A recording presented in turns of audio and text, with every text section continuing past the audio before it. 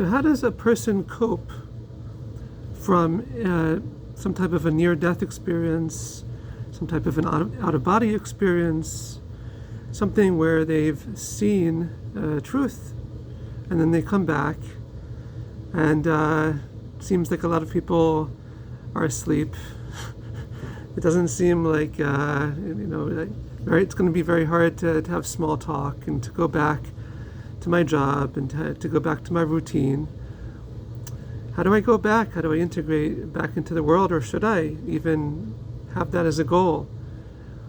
Maybe it's going to be that I'm going to be different and aloof and not be able to integrate for the rest of my life, God forbid.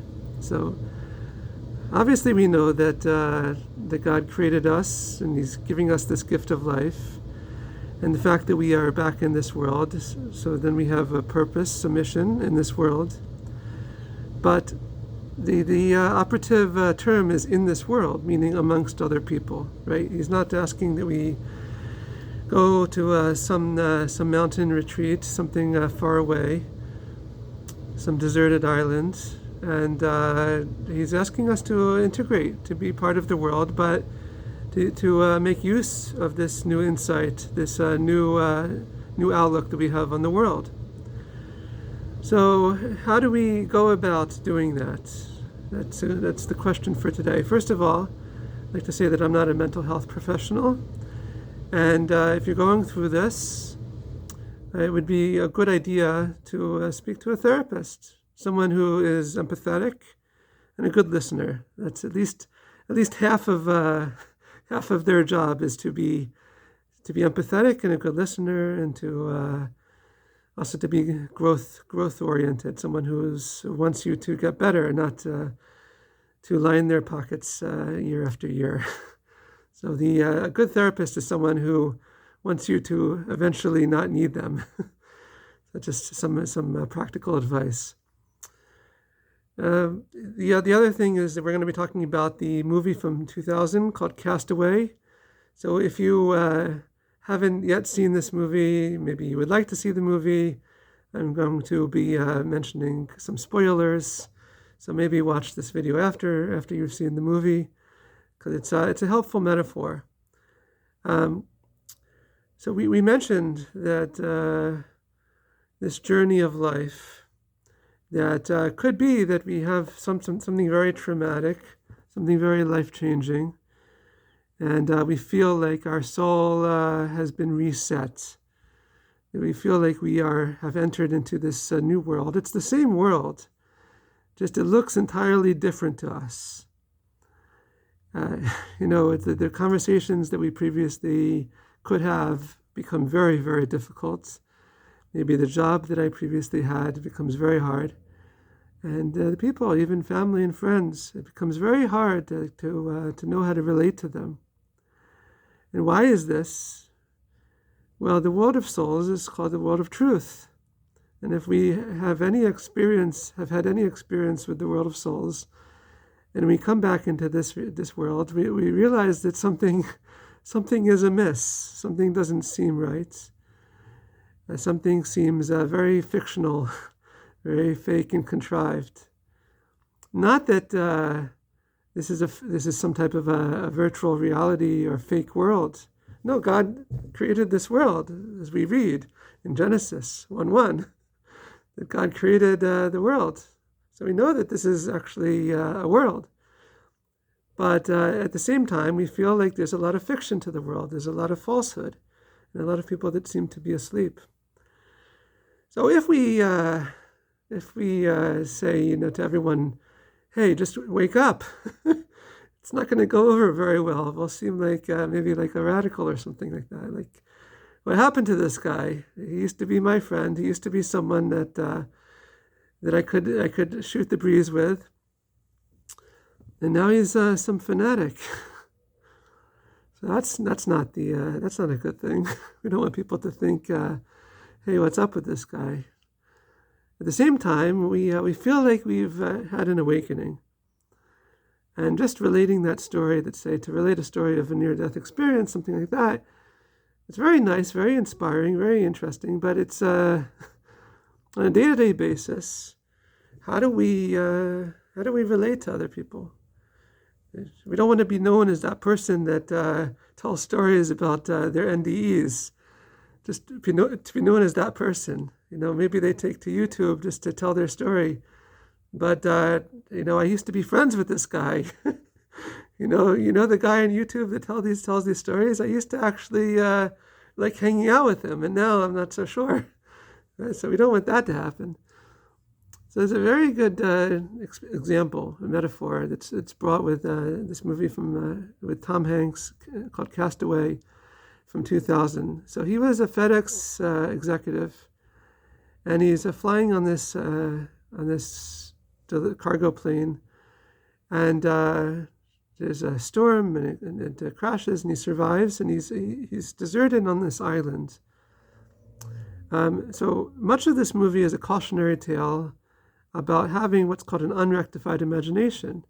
That imagine if you were to leave everything from this world behind. Imagine what would it be like to be on some type of other plane of consciousness, of existence. Not on the islands, that's how it's the metaphor in the movie, but imagine that we were to leave our bodies, to ascend to a higher level of consciousness, which in a certain sense our soul does every night when we go to sleep. The Jewish sages say that sleep is tantamount as compared to 1/60th of death, which means basically that our soul ascends as we sleep, and our soul ascends if we have, after we leave this lifetime, after hopefully a very long and healthy and fruitful lifetime on this world. But also our soul, perhaps for some, can ascend in what people call like a near-death experience, an out-of-body experience. It doesn't make a difference. Any type of soul ascension is what's called going to a higher consciousness. And you see like a glimpse into this world of souls, this world of truth.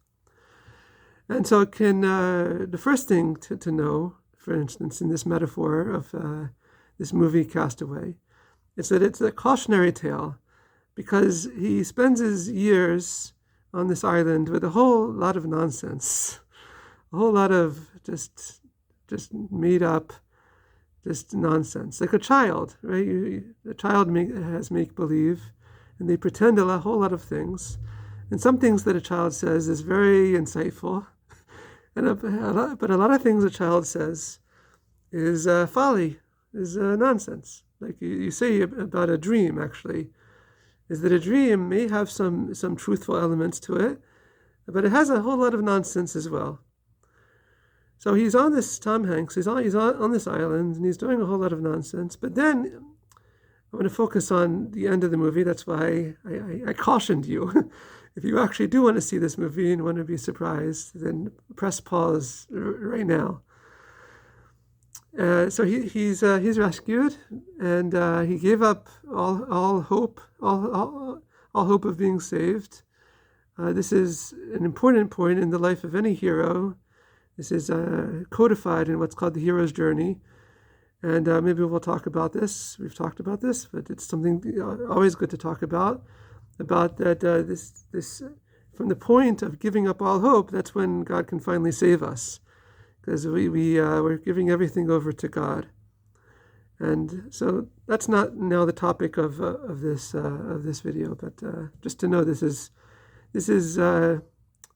you need this. You need to give everything over in order to be saved, to have God be able to save you, because as long as it's about your ego, then there's no room for God to operate, as it were.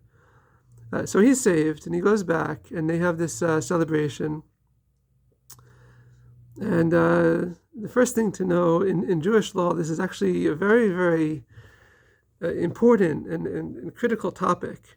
If a person is lost at sea, can his wife remarry? And so it takes the greatest rabbis of the generation to rule on this topic, because if they get it wrong, God forbid, then it could be a very serious thing, especially if his wife would remarry and have children. This is a very serious thing. So in the movie, it shows that his his wife, I think his wife or girlfriend, I don't remember, his partner, I don't remember, meets someone else and is together with someone else. But you should know that this is a very not such a simple thing. That in Jewish law, takes the greatest rabbis with even divine insight sometimes to know if the husband is still alive or not, and to know where the husband may be if he is. Like in times of war, this is a very common thing. With the hostages in Israel, it's a very just to know this is a very big topic in Jewish law. Anyway, so they have this a party, and to celebrate his grand return. And during this party, he's so disoriented. He sees a refrigerator, the fact that you can just put food into a refrigerator to preserve it, all these things he didn't have for years on this island. Toilet paper, the fact that he can go to a bathroom and use toilet paper, these things that we take for granted. Food on the table, the fact that just all this food, even like seafood, is all there on the table. These are things that he would have to hunt for. And just so disorienting, right? And you get this impression like he's been awakened. He's seen like some type of a new reality, and he comes back to the same people, living the same lives, even though years have passed. And it seems like what, like it was this my life before? Like it's like it seems to be a fiction for him. Like he was living this movie, and now he's like trying to return to that character, to that role that he once played. And it's so disorienting. But one of the elements that's used in this story is that he saved one package. The rest of the packages he opens, and some of them were useful in his survival. But this one package had wings on it, this illustrated wings on the outside of the package. And he decided to keep the package. And this package is a symbol in the story of hope, of the possibility of redemption. And when all hope is lost, this package was together with him when he was saved. And so the end of the movie is him returning the package. And this idea, this feeling like this package saved his life. Why would that even be something? Is that, and this is the lesson for this video, is that when a person has gone through such a life-changing experience and they come back into this world, and so how do you cope with that? How do you like deal with the world? Is that you have to feel like you've been given a package to deliver. You've been given a message to deliver, and it goes beyond just recounting your story. Recounting your story is very good. It brings out people. People should know that there's a world, there's an afterlife, there's a world to come. There's a world of truth, that God is good, that everything is good. But you have to come back into the world, and this world was. People don't see that. People kind of live their lives, and it seems to you, now that you've been awakened, it seems to you to be a fiction, to be some type of a movie. The people are playing characters, but they're not living their true lives. They're playing roles, but they're playing the role of, let's say, some type of an executive, an employee, or we see that everyone is playing roles. But are they playing really? Are they living their life according to their soul, according to their life's purpose and mission? But we're given. God has given us a package, and that gift, it's a gift, the gift of life, and that package is our mission that we were returned into this world in order to perform. So that's renewing. That's we it's like we're seeing. It's not like we're seeing a world of fiction anymore. We're seeing a new world that was reborn in front of our eyes, And this is the story that we learn from biblical greats, from Joseph, who saw just like the whole potential for life after the famine, both before and after, of a new world. We see this with Moses, see this with Mordechai in the story of Purim. We saw this first with Noah. Literally, the whole world was destroyed with the flood, and he sees a whole new world before him, but he doesn't know what to do with it, and he breaks down as a result. He has a breakdown. He plants a vineyard, and he gets drunk. Actually, so it's a cautionary tale of what happens when the whole world has been cleansed. That's the inner lesson behind the flood. The whole world has been purified, and what do you do with it? So with Abraham, we learn a very good lesson of what to do, is that we are leading the charge. We are saying, if I am a man of faith, then I am vested with a mission and a purpose. And ultimately, that becomes the formation of the Jewish people and the return of the Jewish people to the land of Israel. And we're still seeking that the completion of that return with the coming of Mashiach, with the redemption. But to know that that's also envisioning a new world. So if someone who has gone through an NDE, some type of an out-of-body or a life-changing experience, an experience of the soul, of some glimpse into the world of truth, they feel this. They feel like the world should be changing. And how do we make this dream, this good idea that I have, this good insight that God has given me, how do we make that a reality? And so we have to know that first and foremost, that it comes from cleaning and purifying our thoughts. That's the lesson that we learned from Joseph, that he was no matter where he was thrown into the pit, into the dungeon, he remained steadfast in his faith and pure. He didn't succumb to the temptations of Egypt, right? To the attempts from the wife of the master that he was enslaved to, that she tried to seduce him. So he remained, withstood that test, and he withstood the test of just the temptations of Egypt, which today is called the modern world, the temptations of the modern world.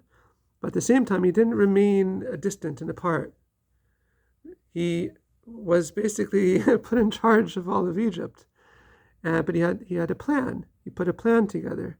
You're going to have these years of plenty, and you're going to have these years of famine, and this is what we're going to do. This is the plan. So this is the thing to know, that if you're in this world, and especially it's because of your divine mission and purpose. Especially you feel this if you've been reset, if God has pressed the reset button on your life, in whatever way that is, that you feel like you've been cleansed, you've been purified. You should know that this is the process. This is not, you're not somebody that's on one side of the world, and everyone else is on the other side of the world. Initially, it seems that way. That's the experience of Abraham initially. The Hebrew, the term for Ivri, for Hebrew, is to be on one side of the Jordan River, and the whole other side, the whole rest of the world was on the other side. It's that feeling of being on one side and everyone else is on the other side. But then you have to go out. You pitch your tent in the desert, and you have to welcome wanderers, and you have to teach them. That's what Abraham did. He wanted to teach people, wanted to have people visit him so much that on the third day after his circumcision, the third day is the most discomforting day. God saw this. God saw the main thing that Abraham that made him uncomfortable was not the circumcision, but by the fact that no one was coming. The reason no visitors were coming to Abraham was because God was trying to allow Abraham to heal. But because God saw how uncomfortable this was to Abram not to have visitors. So God sent 3 angels, 3 messengers, 3 visitors. So we should know that no matter how much we've been cleansed or purified, no matter how God has how many times God has pressed the reset button on our life, it's for the sake of using that new awareness to bring a light to others, to shed light on others who maybe are living in a state of confusion or darkness. And so that's the real lesson from Castaway, is that we all have been given a package. That package is our life's mission and purpose. That it's like imagining if, along with that reset button, we've been given this gift of life, but included with that gift of life is this package of a mission. And so that, I think, hopefully, is something that could be very encouraging and very reassuring. And to know that what you have gone through, this is a classic. This is the most classic experience.